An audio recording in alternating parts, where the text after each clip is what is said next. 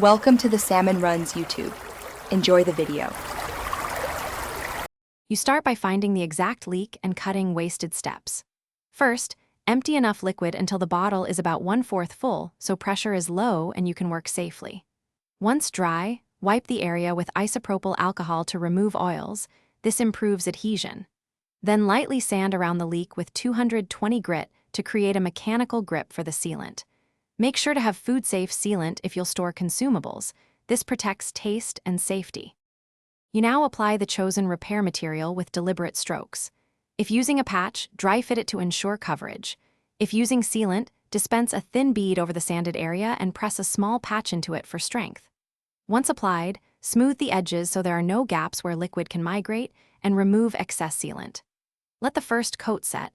Multiple thin layers bond better than one thick one, so repeat until the leak is filled and sealed.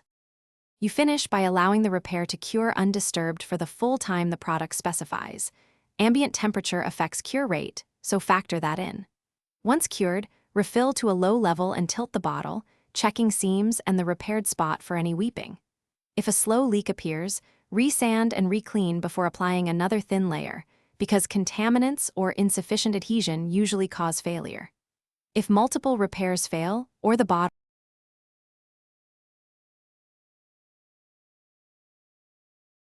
Thanks for watching. Consider subscribing if we helped you.